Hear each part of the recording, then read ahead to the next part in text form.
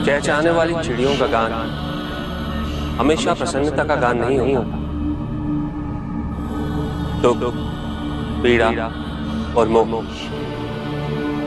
ये सब अलग नहीं, एक समान। तुम्हारा मोह ही तुम्हारा दुख और तुम्हारे मोह का त्याग तुम्हें पूर्ण रूप से सुखी कर सकता है।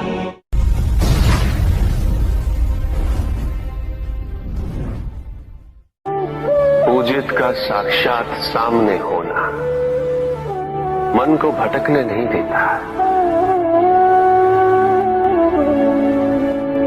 किंतु जो सच्चे भक्त हैं भगवान तो उनके मन में, उनके हृदय में निवास करते हैं।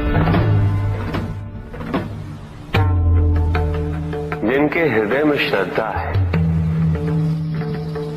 उनके लिए पूजा करने हेतु अपने आराध्य का साक्षात सामने होना अनिवार्य नहीं।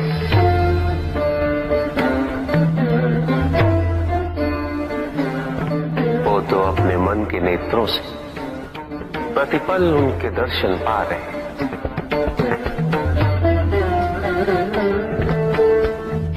उनकी प्रत्येक अनुभूति में भगवान है।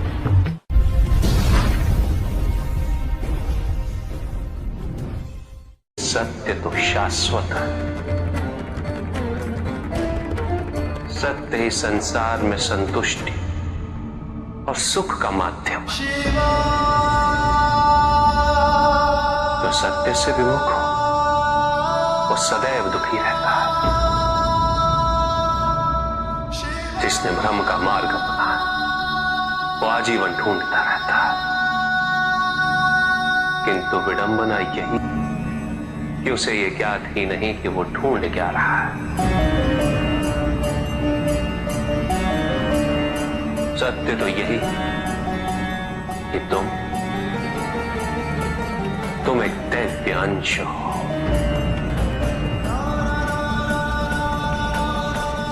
जन्मोपरांत तुम सबने अपने आप को केवल मनुष्य मान लिया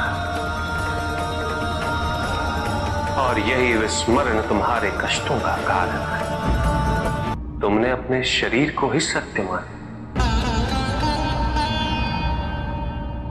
लोभ, भय, शंका, असुरक्षा, छल इन सब को अपने जीवन का आधार बना लिया।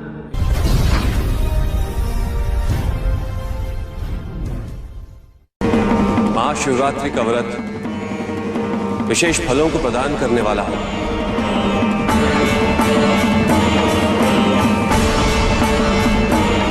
इस व्रत को रखने से पुरुषों की सारी मनोकामनाएं पूरी हुई।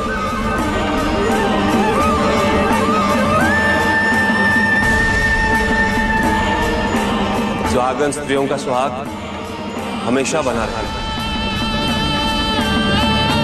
और तुम्हारी लड़कियों को मनचाहा वर मिलेगा।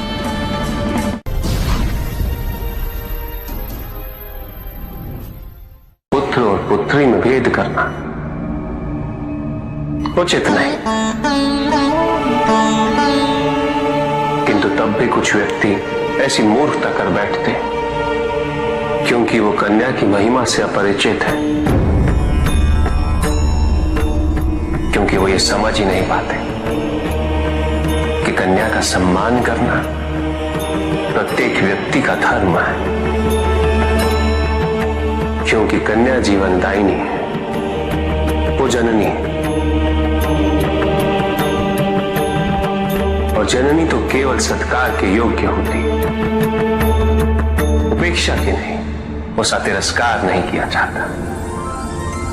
एक कन्या विवाह के पश्चात दो कुलों को जोड़ती है। परिवार की स्थापना है तो एक कन्या की भूमिका पुरुष से कहीं अधिक महत्वपूर्ण होती है। और जब परिवार से परिवार जुड़ते हैं तो समाज की स्थापना होती है।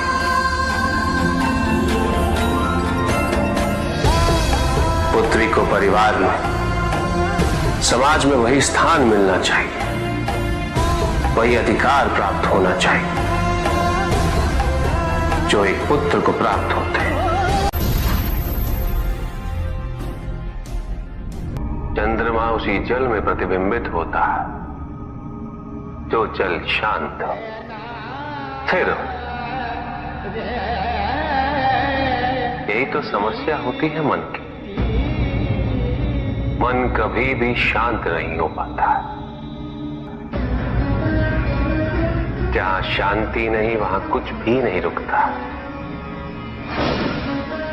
समुद्र की लहरों की भांति विचारों का उपद्रव मन को निरंतर स्थिर रखता। कुछ भी सुनने और समझने के लिए मन का मौन रहना आवश्यक है, किंतु मन मौन रहना नहीं जानता। वो तो निरंतर कुछ ना कुछ कहता रहता, प्रतिपद